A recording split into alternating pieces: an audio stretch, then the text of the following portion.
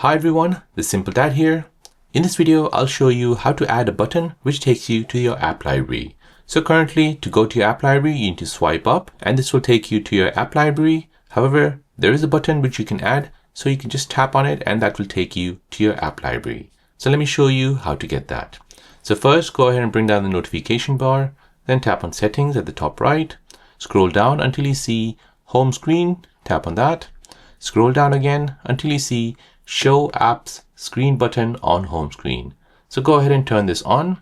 Once you do this, you'll see this new button appear here that looks like 9 dots, 3 by 3. Go ahead and tap on this and this will take you to your app library.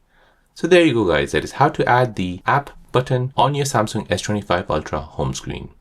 If you're new on the channel and you want to find out more about your iPhone, your Android phone or any other social media apps, then don't forget to subscribe to this channel to become a part of the Simple Dad community.